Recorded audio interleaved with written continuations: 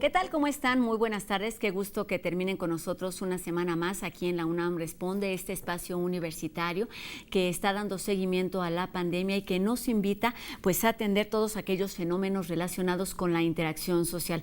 La violencia puede ser una manera de interacción social no positiva y bueno, es una expresión que debe atenderse, de la que debemos hablar, debido a que estos meses de confinamiento se ha incrementado dentro de las familias. Sabemos que las mujeres, los hombres, los adultos mayores son esos grupos que han resultado más vulnerados con esta situación, pero también debemos hablar del papel de los hombres que requieren algún tipo de atención para disminuir estas problemáticas dentro de las familias y por supuesto el impacto dentro de las sociedades. Quédense con nosotros durante los próximos minutos. Este es nuestro tema de entrevista. Además es viernes, tenemos recomendaciones de cultura. Flavio está con nosotros, también tenemos nuestra dosis de humor y además seguiremos hablando sobre enfermedades crónico-degenerativas. Y como todos los días comenzamos con un resumen de las voces de lo que ocurre en nuestro país, donde de acuerdo a la Alianza Nacional de Pequeños Comerciantes, durante estos meses de confinamiento, de crisis sanitaria y ya también de crisis económica, son alrededor de 150,000 pequeños negocios los que han cerrado de forma indefinida. Seguramente una realidad que además se verá reflejada también no de forma inmediata, sino también a largo plazo. Vamos pues a comenzar con estas voces que nos permiten identificar cuál es el panorama en nuestro país. Esta semana crecieron un poco las hospitalizaciones, como ustedes pueden ver en todos los informes que entregamos en las noches. Entonces, desafortunadamente todavía no se puede abrir estas actividades. También de parte de muchos empresarios de oficinas nos han estado buscando también para que se pueda abrir.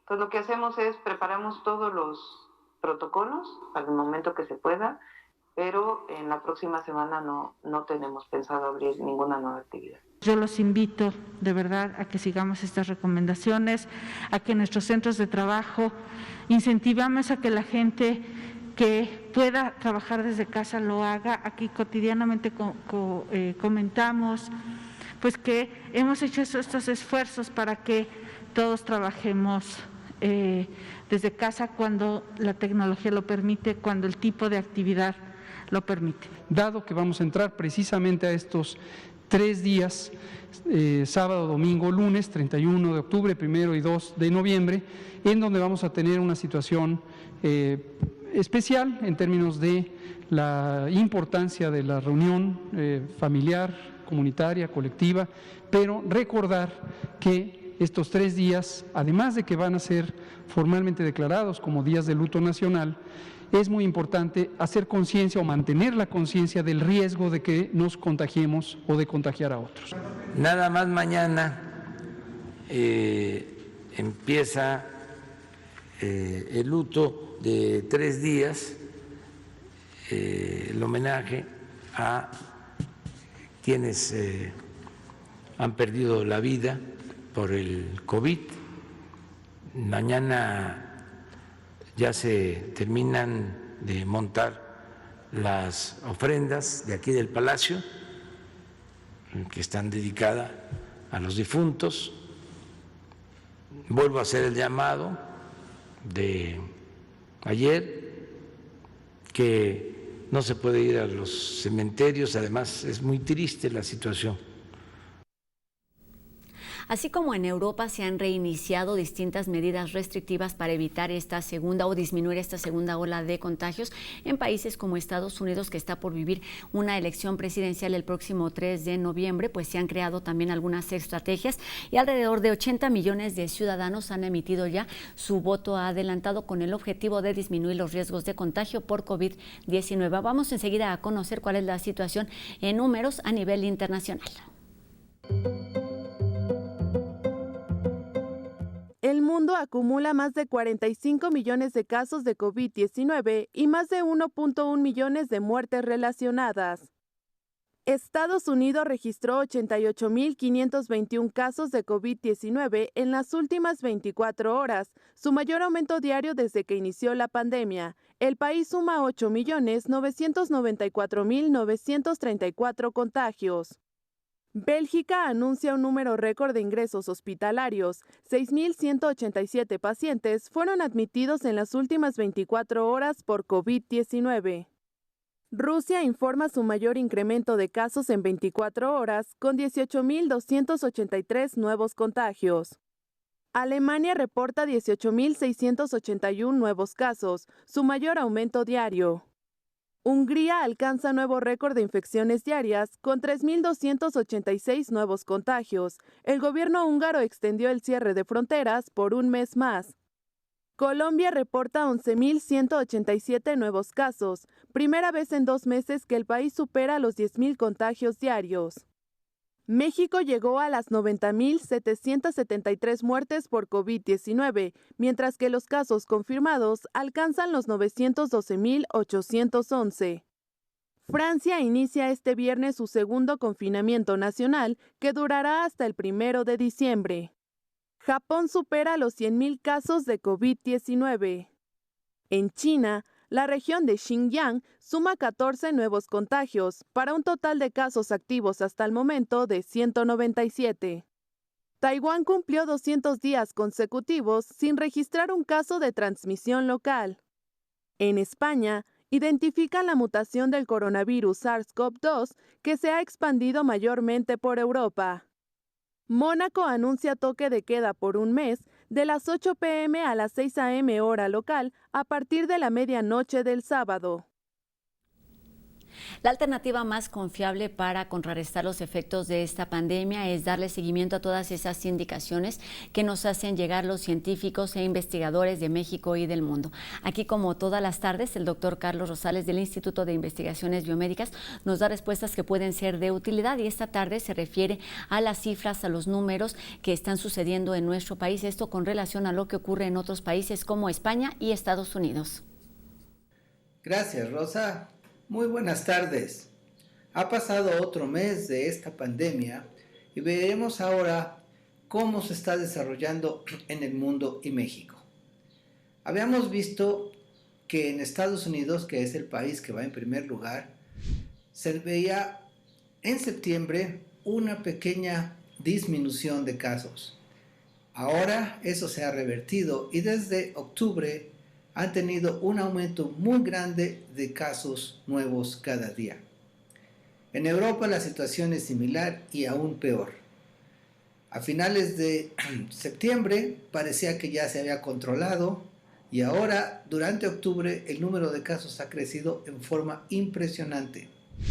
En México durante julio y agosto se veía una tendencia a la disminución, pero esta se ha revertido y ahora tenemos cada vez claramente una tendencia a mayor número de casos. En la Ciudad de México, sin embargo, nunca se ha visto una disminución de casos. En septiembre se tenía alrededor de 900 casos nuevos en promedio por día y durante octubre ese número ha ido creciendo y ahora hay más de 1.500 casos nuevos por día en la Ciudad de México. Esto quiere decir que la pandemia no está controlada. Necesitamos que todos cooperemos para que se reduzcan el número de infecciones, tanto en el mundo como particularmente en nuestro país. Por favor, no se confíe. Debemos todos seguir las recomendaciones para que no aumenten aún más los casos. Por favor, cuídese mucho. Gracias. Regresamos con Rosa al estudio de TV UNAM. Gracias, doctor. Aquí seguimos y es momento de nuestra entrevista con especialistas universitarios. Sabemos que la violencia doméstica puede generar incertidumbre, miedo y angustia dentro de las familias y no solamente a las personas afectadas, que generalmente son, como decíamos, mujeres o niños o las personas adultas mayores, sino es una situación que, de acuerdo a cifras oficiales, puede estar afectando a 2 de cada 3 mujeres en nuestro país.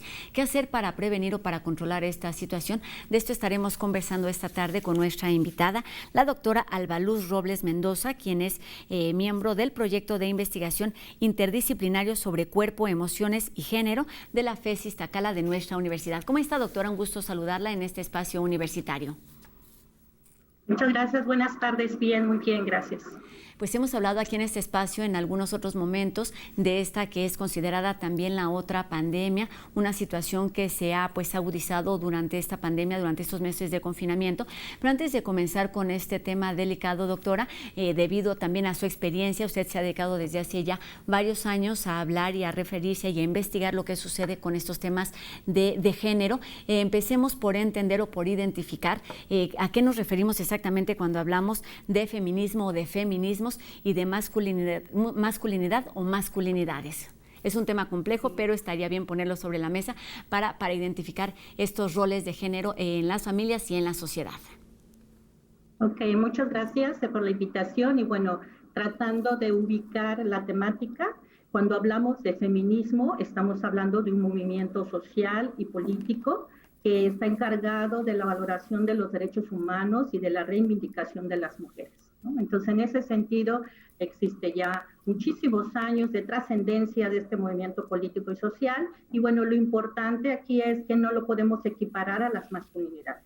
Las masculinidades es otra categoría conceptual totalmente distinta, y cuando hablamos de estudios de masculinidades estamos hablando de las expresiones de las masculinidades y como tal de sus estudios, de sus aplicaciones, de sus expresiones y tal vez también de estos elementos de derecho que están involucrados. Son dos cosas distintas, ¿no? Sin embargo, a la hora que estamos hablando de cuestiones de género, el género va a ser esa red de creencias, de actitudes, de comportamientos, de ideologías que tienen hombres y mujeres en relaciones, es decir, relacionadas entre unos y otros. Tanto hombres como mujeres, al hablar de género, estamos hablando de esta conceptualización relacional para que nos llevemos, para que platiquemos, para que actuemos, pensamos, sentimos, y está ubicado en una construcción de aprendizaje sociocultural. Es decir, tenemos un elemento sociocultural que está de trasfondo para ser hombres y mujeres. Entonces hablamos de lo femenino y lo masculino. Entonces, las categorías anteriores no son conceptualmente iguales, sino que tendríamos que hablar de elementos de masculino y femenino. Exactamente, y esto para identificar justamente un tema que también hay que poner sobre la mesa, que se refiere al término de equidad, al término de igualdad, que también pues ha estado generando pues digamos distintos debates y dentro no solamente de la academia, sino dentro de la vida cotidiana. ¿Por qué hablamos de hombres y mujeres? ¿Por qué hablamos de igualdad o de equidad? Dependiendo de qué utilizamos cada uno de estos conceptos, doctora. Okay. Cuando hablamos de igualdad, hablamos de una igualdad jurídica, ¿sí? De hecho, tenemos dentro de la Constitución Política Mexicana los elementos de igualdad, y esta igualdad jurídica implicará que hombres y mujeres somos iguales, jurídicamente hablando, ante la ley. Sin embargo, cuando hablamos de equidad, hablamos de justicia social, es decir, esa igualdad de oportunidades que tendríamos que tener hombres y mujeres en diferentes ámbitos de expresión social, donde podría ser laboral, educativo, económico y demás, ¿no? Entonces, la igualdad tiene que ver en una cuestión más jurídica, donde creo que el movimiento feminista y el feminismo nos ha ayudado mucho, ha auxiliado mucho para que esto sea así, pero sin embargo, cuando hablamos de equidad, estamos hablando de una participación que tendríamos que tener todos y todas para poder estar en igualdad de oportunidades sociales, ¿no? Entonces, esa es básicamente la diferencia de estos dos conceptos, y creo que es importante siempre que deben de ir a la par. Las políticas públicas nos ayudan a tener procesos de equidad. Sin embargo, las políticas legislativas nos ayudan a tener procesos de igualdad, ¿no? Entonces, las dos van compaginadas en las sociedades. Y esto es algo muy importante cuando se habla de lo femenino y lo masculino. Esos roles que nosotros tenemos en casa sobre los ser hombre o ser mujer, desde estas propuestas sociales, tanto legislativas como en este caso de estructuras sociales, nos van a ayudar a cómo comportarnos tanto equitativamente en algunas cosas que hacemos en casa, por ejemplo, como afuera de casa. Y no se trata de elegir una o la otra, las dos tendrían que estar ahí presentes, no solamente en cuestiones jurídicas o institucionales o en políticas públicas, sino en la práctica, en la vida cotidiana de todas y cada una de las familias. Doctora, tenemos que llegar a hablar de este tema que pues sabemos también se ha incrementado durante esta pandemia. Vamos a identificar cuáles son algunas de las causas. ¿Qué sucede con la violencia o a qué se refiere en particular la violencia de género? Ok. La violencia es una construcción social. La violencia se aprende. Y como se aprende, hombres y mujeres aprendemos a ser diferentes al comportarnos frente a esa violencia. La violencia, al ser exclusiva del ser humano, implicará entonces factores políticos, factores económicos, factores sociales, religiosos, culturales, familiares, que nos enseñan a hombres y mujeres a comportarnos de forma distinta frente a los demás. La violencia tiene una intención. Por tal, cuando hablamos de violencia de género, estamos hablando de una violencia estructural, es decir, está ubicada en un sistema sociocultural de tipo patriarcal, donde la hegemonía del poder está ubicada en lo masculino. Por eso es que la violencia de género es una violencia estructural de desigualdad de poderes. Y al ser una violencia de desigualdad de poderes entre hombres y mujeres, va a transgredir los derechos. Y en este caso, la integridad física y la integridad psicológica de las personas involucradas. Si estamos hablando que hay una desigualdad entre hombres y mujeres y el poder hegemónico está en las condiciones de lo masculino, entonces la violencia de género está ante la subordinación de la mujer y está ante la supremacía del varón. Por eso en las familias, sabiendo que hay procesos jerárquicos familiares, entonces encontraremos que hay mayor violencia hacia las mujeres en esta supremacía masculina que los mismos factores de cultura le han enseñado a los hombres desde sus expresiones de masculinidad para poder someter. Y habrá características de subordinación femenina en esos hogares para que se dé de esa manera. Entonces, la violencia de género es una violencia de desigualdad de poder en donde se coloca a la mujer en subordinación y al hombre en supremacía. No se puede hablar de violencia de género donde el hombre sea víctima, ¿no? Es una violencia estructural de tipo sociocultural. Esa es una de las características importantes. Y bueno, las jerarquías de este sistema sociocultural hegemónico de tipo patriarcal, pues lo vemos en la familia, lo vemos en las instituciones como la escuela, como el trabajo, lo vemos en cualquier relación que puedan tener hombres y mujeres. Y esto es a lo que realmente tendríamos que estar viendo, que no es tan fácil decirle a un hombre o una mujer que se comporte de diferente manera, puesto que hay todo un elemento sociocultural de creencias, de actitudes, de costumbres, de ideologías que están reforzando y fundamentando estos elementos. Doctora, ¿cómo identificar entonces, o más bien, considerando como toda esta construcción y toda esta realidad a partir de estudios y también, por supuesto, a partir de cifras, se identifica a los hombres como los agresores de estas mujeres que están sufriendo violencia dentro de las familias? Esto es en un porcentaje en su mayoría. No se trata de una generalidad, ¿o sí? Hay una estadística marcada que tiene que ver con estas relaciones dinámicas en los hogares. Por ejemplo, las encuestas que hace el INEGI, la encuesta nacional, que es la INDIRE, la encuesta nacional de las relaciones dinámicas en los hogares, la última fue en el 2016, marca, por ejemplo, que de 10 mujeres, 8 mujeres se encuentran en procesos de violencia. Estamos hablando de violencia que puede ser física, psicológica, sexual, patrimonial, económica o manifestaciones involucradas de ambas o de todas, ¿no? Entonces, de estas personas que estamos hablando que son mujeres, pues la violencia es alta. Y de estas 8 personas que están involucradas en violencia, 3 de ellas solamente solicitan apoyo. Quiere decir que las otras 5 mujeres que se encuentran involucradas no pueden tan fácilmente poder hacer una identificación de esa violencia para hacer, en este caso, un cambio o poder hablar con respecto a eso. El hablar la violencia en casa implica toda una serie de elementos que se han manejado culturales. Y una de ellas es las condiciones en las cuales se ha puesto a la mujer en esta subordinación. Si es esta la condición, entonces la mujer invisibiliza las acciones violentas. Y el invisibilizar las acciones violentas las hace cotidianas, las naturaliza. Y entonces en lo cotidiano pareciera ser que esto es normal. Entonces es normal que me insulte, es normal que me humille, es normal que me agreda físicamente. Entonces en esta normalidad de lo cotidiano es donde las mujeres no piden ayuda. Sin embargo, hemos visto en cuestiones de los últimos estudios de pandemia que esto normalizado ha cambiado en los hogares. Por eso es que el incremento de la violencia de género dentro de los hogares se ha incrementado en un 35% de acuerdo a los elementos de Procuraduría.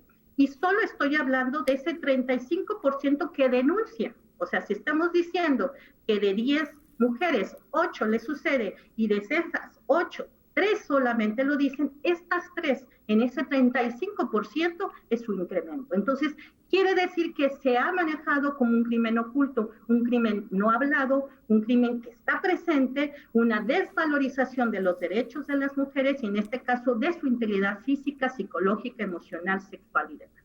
Por eso es un gran problema dentro de nuestros aprendizajes y de nuestros procesos de cultura y lógicamente de armonías de paz que podríamos tener dentro de casa. Entonces, eso es las últimas estadísticas que podemos estar manejando sobre lo que es la violencia dentro de los hogares y es solo una de las expresiones de la violencia de género. Hay una infinidad de expresiones de violencia de género, pero bueno, la que estamos manejando en los hogares es la que se ha manejado como violencia de maltrato doméstico o violencia en los hogares, ¿no? Diferente a lo que implicaría pues, la violencia de pareja, que es totalmente diferente, ¿no? Tiene que ver con 2 personas. Exactamente, las primeras a las que se refirió, doctora, son estas violencias, digamos, disimuladas, que a veces o muchas veces están justificadas y entonces las normalizamos y las volvemos parte de la vida cotidiana. Pero hay otras violencias que por lo menos en los últimos años se han vuelto muy o cada vez más públicas. Hablando un poquito, para empezar a hablar de este tema, ¿cuáles son las causas? Vamos a nombrarlas, doctora, para después de la pausa irlas abordando a cada una de ellas. Sí, bueno, las causas de la violencia de género, en estas expresiones que puede haber, primero son las condiciones de los roles. ¿Cuáles son esos roles sexuales y esos roles de género que son atribuidos a hombres y a mujeres de forma estereotipada, es decir, de formas contrarias, para pensar, sentir y actuar de formas distintas? Y en esta forma estereotipada de actuar, las colocamos en una dominación, ¿no? Y entonces esto hace que esta dominación permita que haya condiciones de subordinación. Entonces es una de las causas, los roles. Otra de las causas tiene que ver con las condiciones socioculturales de cada país. Entonces, en nuestro país los elementos socioculturales colocan procesos exacerbados de violencia y una de ellas que se ha manejado en este proceso de cultura exacerbada son las características del machismo. Entonces, esas características de machismo son atribuidas a actitudes misóginas y ahí es donde también podemos encontrar a la violencia involucrada como en esta reflexión o en reflejo de lo que implicaría una exacerbación de las culturas machistas, ¿no? Otra de las causas que podemos encontrar es el no visualizar la violencia. La naturalización y la cotidianidad de lo que implica la violencia implica no hablar de ella. Entonces también es importante cómo es que nos tenemos que tener mayores redes de apoyo, mayores elementos de redes de apoyo, tanto familiares como de amistades, como de ámbitos de Estado, pues de políticas que nos puedan hacer que esto se tenga que hablar, ¿no? Y otra que yo creo que es una de las más importantes es la impunidad delictiva. Esta impunidad delictiva que implica en qué posición se encuentra el derecho de la mujer en su integridad física y psicológica. Y en esta condición de delito podríamos manejar qué tanto los delitos realmente son sancionados y por tal entonces hay un proceso de tipo jurídico que implicará que nosotros podamos llegar a buen fin esta buena armonía familiar, ¿no? Entonces, no llegar a esos extremos, claro, porque la familia no quiere denunciar a nadie, pero sin embargo, ¿qué tendríamos que hacer al respecto para que esa causalidad no llegara al extremo? Pues nos menciona varios conceptos que parecen no muy complicados, que tiene que ver con la ideología, con los comportamientos y con los estereotipos, que es donde se debe no solamente identificar, sino pues controlar y erradicar este tipo de realidades que tiene que ver con la violencia de género en particular, que se ha pues agudizado durante esta pandemia. Doctora, le pido que nos permita unos minutos, regresaremos para hablar de cuáles son las alternativas para prevenir o para controlar estas realidades dentro de las familias. Y también los invito, porque regresando de la pausa tenemos nuestras recomendaciones de cultura, tenemos humor y mucho más aquí en La UNAM Responde. No se vayan.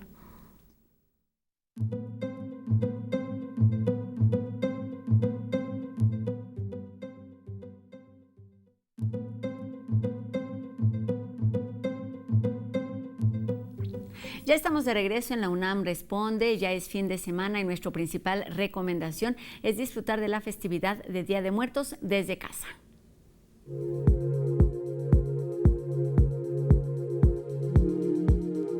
Este año podremos disfrutar de la mega ofrenda de la UNAM de forma virtual. En su 23ª edición conoceremos las ofrendas de 44 sedes universitarias de todo el país, quienes mandaron sus diseños para ser proyectados virtualmente. Además, nos comparten tradiciones, música y cultura del estado en donde se encuentran. De forma interactiva y desde nuestros hogares, aprenderemos más sobre esta celebración del Día de Muertos del 1 al 8 de noviembre.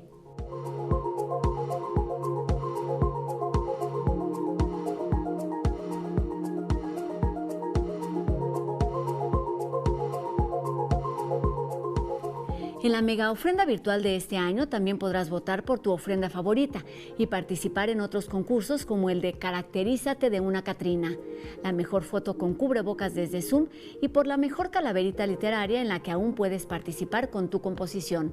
Sube tu calaverita a la página y sé parte de la comunidad UNAM. A partir del domingo 1 de noviembre a las 12 horas, se inaugura la Mega Ofrenda Virtual 2020 y podrás apreciar el homenaje que se le hará al sector salud por la labor que han llevado durante esta contingencia sanitaria, un espacio diseñado por la Facultad de Artes y Diseño de la UNAM.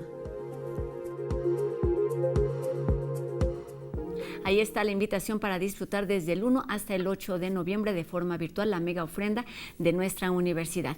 Y bueno, seguimos acercándonos al tema de las enfermedades crónico-degenerativas y enseguida los chicos de En Trending nos presentan algunas recomendaciones que debemos tomar en cuenta en caso de necesitar ayuda.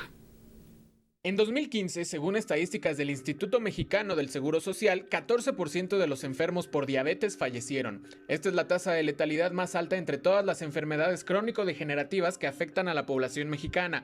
La falta de control de esta enfermedad ocasiona pérdida de la visión, insuficiencia renal o hepática, amputaciones e hipertensión arterial. Décadas atrás la situación era distinta, ya que las enfermedades infecciosas eran más letales. La diferencia entre estas y las crónico-degenerativas, sin embargo, es que las primeras en su mayoría tienen cura, mientras que las segundas solo se controlan, lo que representa la necesidad de un cambio en la atención en la salud pública en donde la prevención sea prioridad. Es por esto que a partir del 2017 se presentó el modelo preventivo de enfermedades crónicas en el IMSS, el cual busca aprovechar cualquier oportunidad para prevenir que la enfermedad ocurra o, según el caso, minimizar sus complicaciones en los derechohabientes, contrario a un modelo curativo donde la atención se da ya que la enfermedad se ha desarrollado.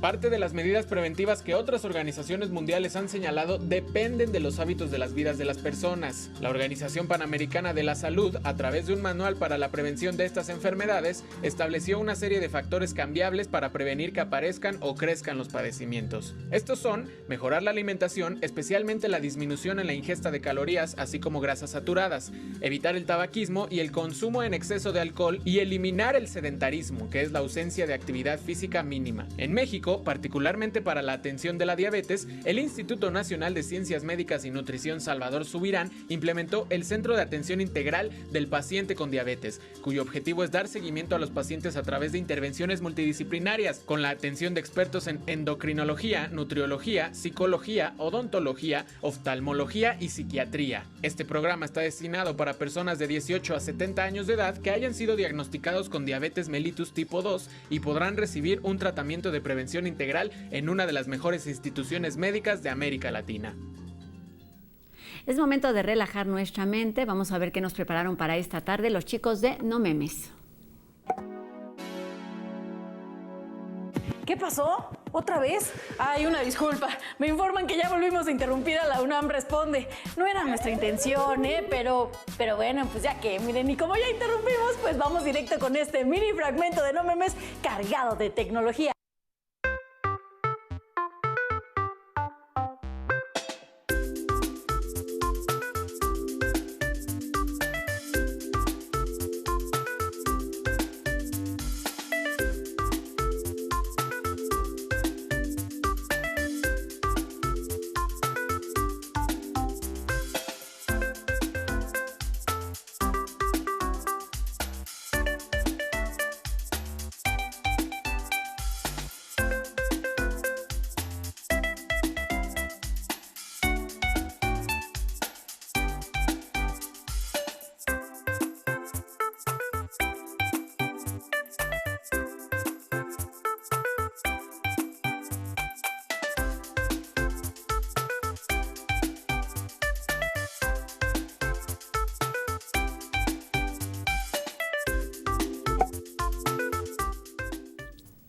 Es momento de hacer otra pausa aquí en la UNAM Responde. Al regresar seguiremos hablando sobre violencia de género y además también sobre algunas otras ofrendas. No se vayan.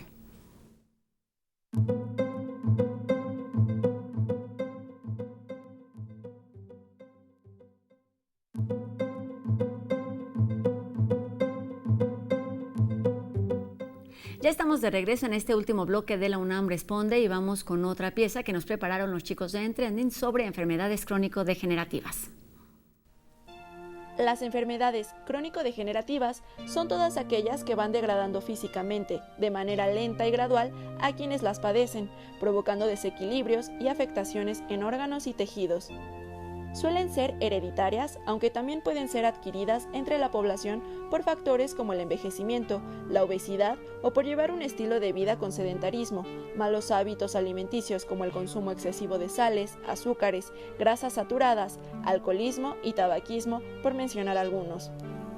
En México, la diabetes mellitus 2, algunos tipos de cáncer, la hipertensión arterial y enfermedades cardíacas se encuentran entre las principales enfermedades crónico-degenerativas que representan una carga importante para el sistema de salud mexicano y que son causantes del 50% de la mortalidad en nuestro país.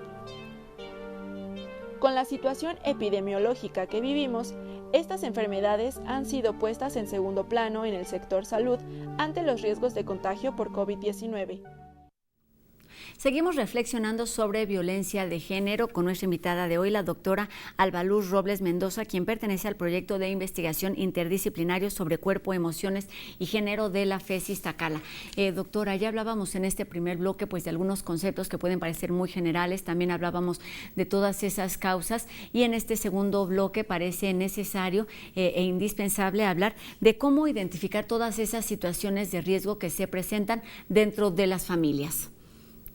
Ok, bueno, principalmente el incremento que ha habido de la violencia de género dentro de los hogares también se debe a los espacios cerrados limitados, más pequeños. Esto hace que haya una monotonía de las actividades que se hacen cotidianamente y además hubo un incremento también de las tareas domésticas que tienen las mujeres, ¿no? Entonces se sugiere en este sentido que nosotros empecemos a tomar, en este caso toma de decisiones en cuanto a nuestras emociones, tener espacios de emociones donde tengamos que expresar un espacio principal para relajarnos, para tener un autocuidado de nuestros pensamientos, un espacio donde podamos relajarnos y al mismo tiempo pensar y sentir qué es lo que estamos viviendo. El riesgo también se ha involucrado a través del incremento del alcohol, ¿no? Entonces es muy importante también este consumo de alcohol, que tenemos que cuidar en qué momento esa persona se encuentra ya en un estado ya alcoholizado y tenemos que tomar una distancia de esas condiciones en las cuales está alguien que puede estar alcoholizado, porque esto desinhibe la conducta violenta. Entonces también es algo que tenemos que tomar en cuenta cuando estamos viendo estas situaciones de riesgos dentro de casa, ¿no? Y también tenemos que cuidar mucho las redes de apoyo. Las redes de apoyo no solamente las de los estados, las políticas públicas que hacen los estados. Por ejemplo, tenemos la mascarilla rosa, ¿no? Que es cuando hay una violencia y nosotros vamos a una farmacia y pedimos una mascarilla rosa, estamos diciendo ahí que hay un problema de violencia dentro de casa. O hay llamadas telefónicas, hay bastantes carteles relacionados con esto, difusiones donde vía telefónica se da este apoyo, ¿no? Sino también aquellas redes de apoyo profesional. Entonces, dentro del programa de PICE, que es un programa que nosotros tenemos en FES Iztacala, damos la atención psicológica, auxiliamos y orientamos a esta condición que se está viviendo en casa. Y bueno, se acaba de aprobar un proyecto PAPIR, que es un proyecto de investigación financiado por la UNAM, donde vamos a trabajar con las familias de los universitarios, de las y los universitarios, tanto de estudiantes como de académicas o de la academia, como de administrativos, que en algún momento puedan estar en algún proceso de violencia de género. Entonces nos interesa mucho que nuestra comunidad universitaria se encuentre bien en casa en este momento y que las familias puedan estar más armónicas con estas condiciones de respeto. Doctora, podríamos pensar, me gustaría detenerme aquí un poquito, justo es un nuevo programa, una nueva iniciativa desde nuestra universidad, pero más allá de lo que ocurre dentro de esta casa de estudios, pues podríamos pensar que hay una gran cantidad de campañas para prevenir o para erradicar este tipo de violencia, como la que nos mencionaba, estas mascarillas rosas ahora en tiempo de pandemia. Pero al mismo tiempo me parece que es justamente durante estos mismos meses donde más campañas se han puesto en marcha, cuando se ha incrementado el número de violencia. ¿Cómo entender estas situaciones al mismo tiempo que se habla más del tema, se promueve o se dan en mayor medida estas problemáticas en familia? Sí, ahorita se está manejando la emergencia del 911, por ejemplo. Puedes hacer llamadas telefónicas, denuncias anónimas o denuncias vía telefónica. Y entonces aquí lo que tendríamos que ver es cómo hay una serie de miedos, de incertidumbres, ¿no? Como que se incrementa una serie de emociones, de miedo, de incertidumbre, de desesperanza, de angustia, y entonces los elementos de los estados emocionales tenemos que aprender a saber, en este caso, controlarlos, y además a poder tener estos apoyos de redes, caso de redes, que las mismas procuradurías, los mismos estados están haciendo, ¿no? Y en la UNAM tenemos apoyo de la Facultad de Psicología, por ejemplo, para esta condición de ayuda telefónica, y en FES Iztacala también lo estuvimos trabajando y lo seguimos trabajando. Entonces, creo que sí es necesario el apoyo para poder manejar un proceso de autocuidado emocional. Creo que los autocuidados físicos se tienen que iniciar con los autocuidados emocionales. Es decir, que nosotros estemos bien emocionalmente implica entonces primero detectar los riesgos, visibilizar las cuestiones de violencia. Para una cuestión de violencia nosotros tendríamos que tener claro en qué momento inicia. Nosotros conocemos a los miembros de la familia, sabemos quiénes están viviendo con nosotros, qué tipo de palabras tendríamos que usar, cómo hacer que minimicemos este tipo de violencias. Y también las expresiones de género se dan aquí. Por ejemplo, es más factible que una expresión emocional de angustia o una expresión especial de miedo, desesperanza dentro de los varones por aprendizaje se haga con respuestas en este caso, violentas. Entonces, la forma de expresar estos estados emotivos lo hace a través de la violencia. Entonces, lo que nosotros tendríamos que identificar y enseñarle a los varones que puede expresar otro tipo de emociones que no tienen que ser de forma violenta, ¿no? Entonces, también podemos hacer que se visibilice esto más fácilmente, la asertividad, lo que implica decirle a la otra persona lo que se piensa y lo que se siente, y cuando alguien está molesto, pues hacer una distancia, separarse de esa persona y dejarla a esa persona, en este caso en solitario un rato, para que se pueda tranquilizar y volver a tener una armonía posterior y que se pueda platicar con este caso de una forma menos violenta. Yo creo que la cuestión tiene que ver con tolerancia, tiene que ver con respeto, tiene que ver con la condición de diferencia que tenemos hombres y mujeres para estar en casa más pacíficamente. Aún habiendo cambios en estas estructuras laborales, escolares y de incremento. Y básicamente una de las más importantes que le pedimos a las mujeres es que hagamos que los hombres y los niños y las niñas o los ancianos cooperen en casa. La cooperación es muy importante para que los incrementos de las tareas domésticas se hagan de forma más equitativa y esto haga que no haya tantas explosiones agresivas dentro de la casa. Doctora, todas estas realidades o todas estas alternativas nos regresa un poquito a un concepto que manejó en la primera parte de la entrevista, que tiene que ver con lo que se hace en las familias, con la educación, con la cultura. En este sentido, ¿por dónde empezar? Hay niños pequeños que están conviviendo con adultos que están viviendo realidades de violencia. Se toman las mismas alternativas para prevenir, en caso de que aún no existan casos de violencia, que para erradicar ya estas realidades que forman parte, lamentablemente, de la vida cotidiana de muchas mujeres y de muchas familias? Bueno, somos seres sociales, somos seres con reaprendizajes, ¿no? Es decir, somos seres educables, y entonces implicará que cuando hablamos de elementos de prevención, es decir, de aquellos hogares donde no hay violencia, pues podemos tener mayores elementos para enseñar a esos niños, niñas y adolescentes a tener una postura diferente frente a la violencia, ¿no? Una de ellas, en esta redistribución que estamos haciendo, por ejemplo, de las labores domésticas, es la participación en casa. Una participación más equitativa donde niños, niñas y adolescentes también estén involucrados en las labores domésticas y en las labores de participación en casa. Creo que todos somos importantes y creo que la forma de que tendríamos que hacerlo es tanto en participación como de discurso, es decir, como de la comunicación. La comunicación efectiva, la comunicación es un elemento muy importante para el trabajo dentro de los elementos preventivos. Decirle al otro lo que piensa, lo que siente, implicará entonces preguntar. La gente que se queda callada en ese discurso, en este decir lo que siente, es alguien que puede no sentirse seguro o segura de lo que va a decir. Y entonces les enseñamos a los niños, niñas y adolescentes a decir lo que piensen y sienten. También es un elemento preventivo muy importante, ¿no?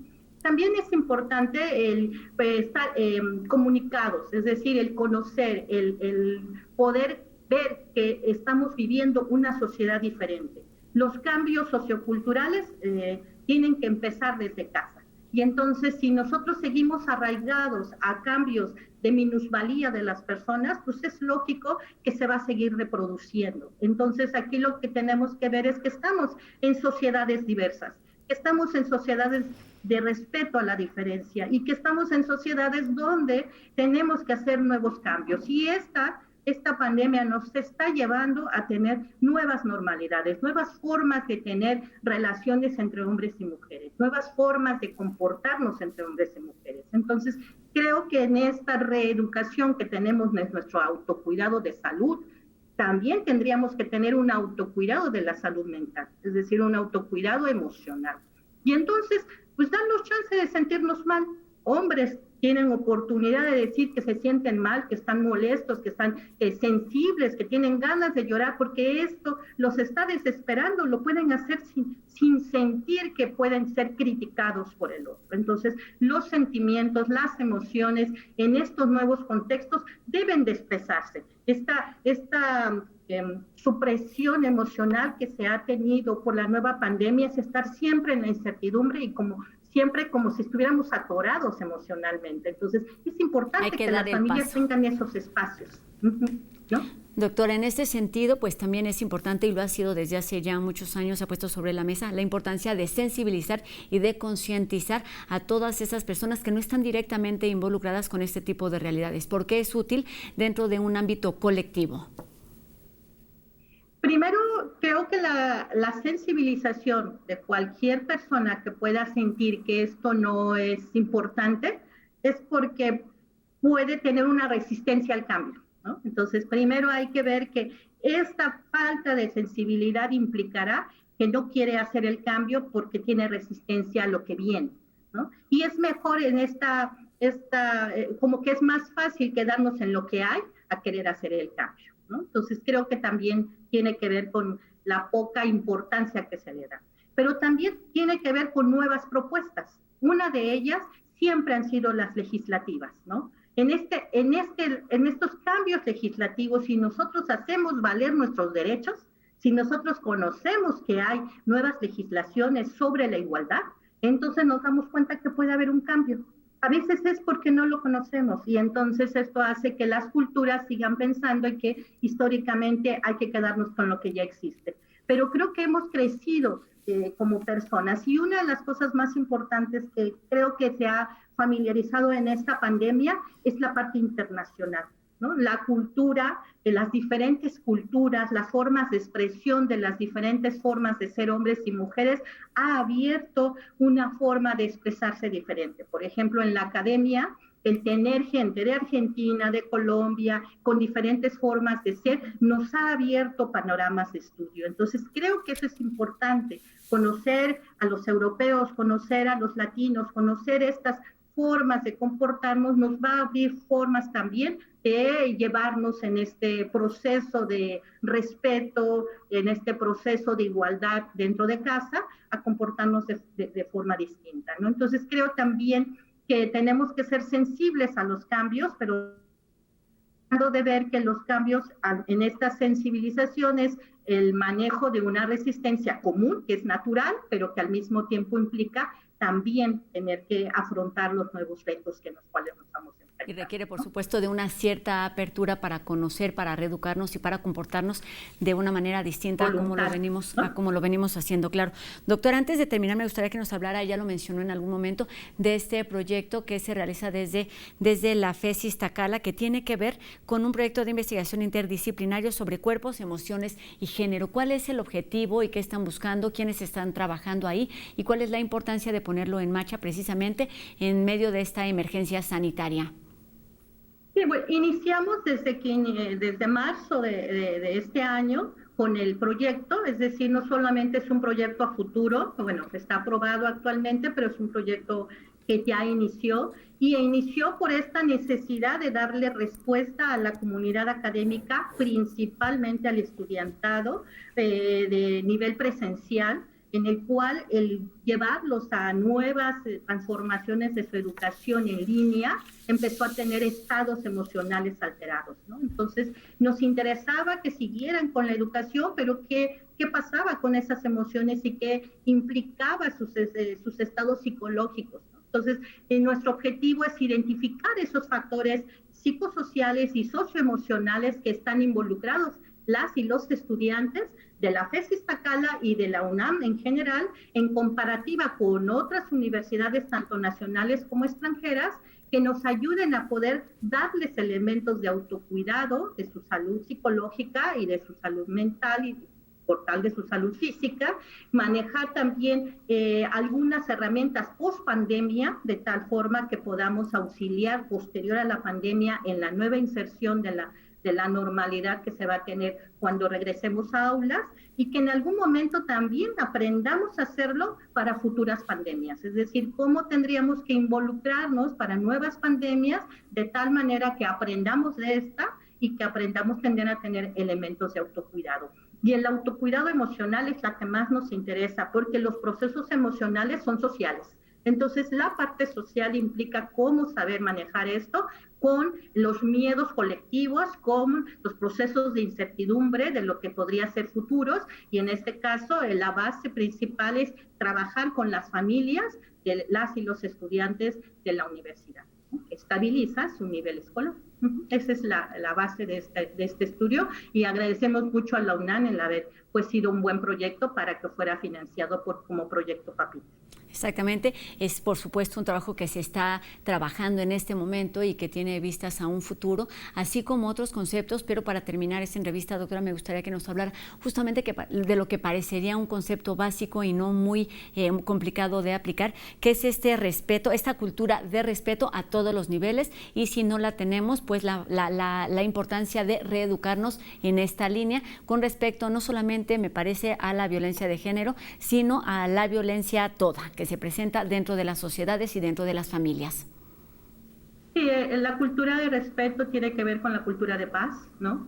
Y esta cultura de paz implica la cultura de tolerancia y del respeto a los derechos humanos.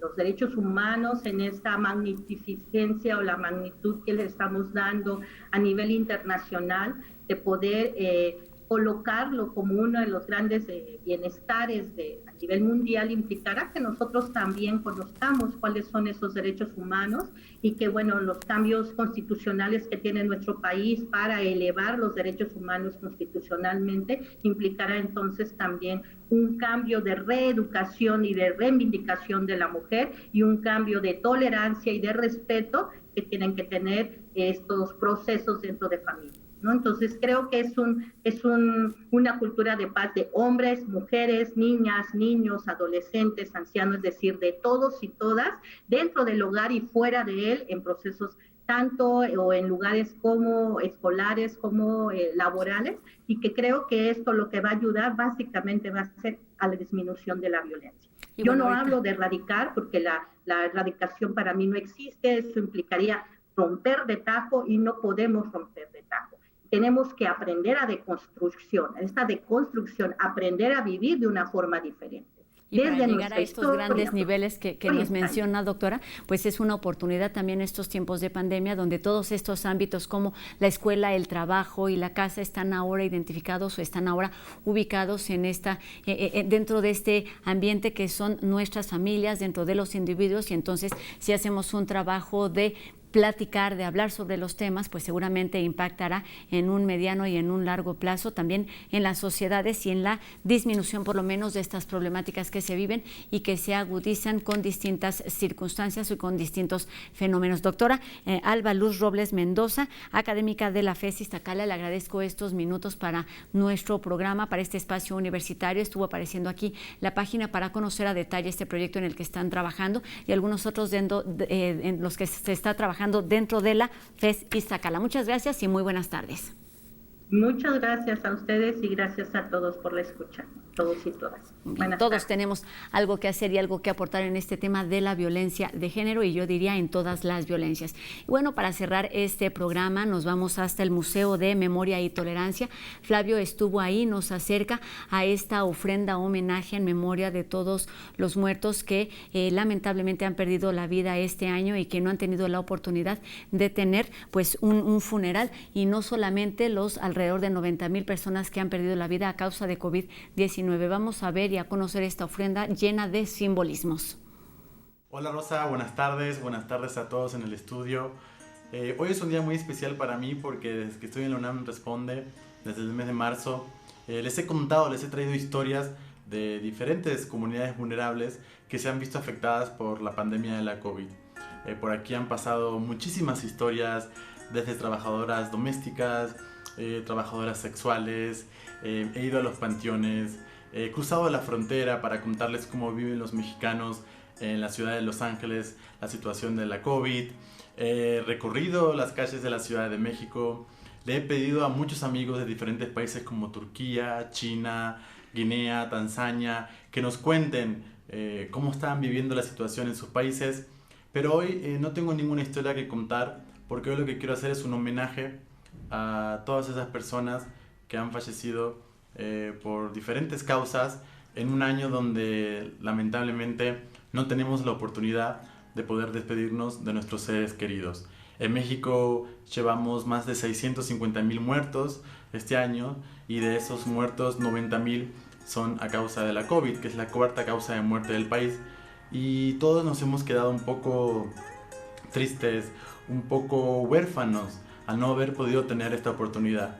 En lo personal, yo quisiera aprovechar este espacio para homenajear a dos personas que han marcado mi vida en México, que son Andrea Gentile, la periodista de cine y compatriota, y también a Pepe Díaz, el fundador del mítico Cinema Lumière, que fue la primera persona que me abrió el cine en México y que me dio una oportunidad realmente de poder trabajar en este país. Para ellos va mi homenaje desde este espacio, y los recuerdo y les agradezco que nos hayamos cruzado en esta vida. Y también le he pedido a otra gran persona muy importante de mi vida en México, Guadalupe Ferrer, para que nos lea un poema de Linda Tach, la directora de las salas de exposiciones temporales del Museo de Memoria y Tolerancia, con motivo de la creación de la puesta del altar Dolor contra Dolor, que es un altar que hoy recuerda no solamente a los muertos, sino que nos brinda un espacio para aquellas personas que no han podido despedirse de sus seres queridos. Para ellos, para mis amigos y para todas aquellas personas que se han ido este año, va este homenaje. Dolor sobre dolor. La despedida en tiempos de COVID-19. Dedicado a nuestros difuntos con amor. Marzo 2020. Un mundo en pausa, indefenso por la confusión y descontrolado por la imposibilidad de seguir controlándolo todo. Así nos llegó la pandemia, poderosa para generar angustia y eficiente para diezmar o de plano acabar de manera definitiva con la salud. Jamás imaginamos que llegaríamos a tanto. De las centenas de casos activos en los inicios a los más de 90,000 muertos que lloramos en este momento, resurgimos como una sociedad resiliente, propositiva y esperanzada. Hoy pertenecemos, por el solo hecho de estar vivos, al selecto grupo de seres que optan por subsistir con lo básico, los mismos que, en su momento, tuvieron que quedarse en casa perder el trabajo o ejecutar un doloroso recorte de personal. Formamos parte de los que trabajaron y aún trabajan desde casa, de los que ya no lo hacen porque tuvieron que cerrar las puertas de su negocio.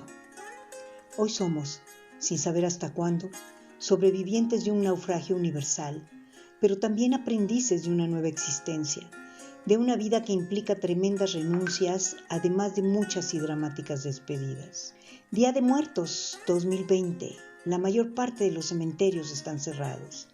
Otra negación más a nuestro ancestral derecho de la despedida, a otro encuentro en la distancia, un resquebrajamiento más a nuestras costumbres y tradiciones. Es por eso que, desde un dolor justamente compartido, dedicamos esta ofrenda anual a los que han muerto en tiempos de COVID-19 y abrimos un espacio a las despedidas frustradas, a las palabras no dichas, a los abrazos no intercambiados y a los besos al aire. Despídete en conciencia, anota lo que no pudiste decir, abraza y abrázate en amor. Texto de Linda Atach-Saga, Dirección de Exposiciones Temporales, Museo Memoria y Tolerancia. Pues que este poema, que esta ofrenda y que esta festividad tan tradicional en nuestro país, que es el Día de Muertos, sirva como manera de homenaje y también una manera para sensibilizarnos sobre la situación que estamos viviendo. Por supuesto, un recuerdo a todas esas personas que han perdido la vida en nuestro país y en el mundo entero, no solamente a causa de COVID-19, sino por distintas razones y que no han podido ser despedidos de forma habitual a la que conocemos. Entonces, pues una forma de reflexionar sobre lo que estamos viviendo en estos tiempos de pandemia y a raíz de esta crisis sanitaria. Y bueno, con esto terminamos un programa más de la UNAM Responde. Recuerden que seguimos leyendo todos sus comentarios a través de nuestras redes sociales y a través de los números de WhatsApp que están apareciendo en su pantalla. Recordemos celebrar desde casa, conmemorar desde casa y recordar a quienes tengamos que recordar. Recuerden que tenemos una cita el próximo lunes a las 2:30 de la tarde por TV UNAM. Adiós.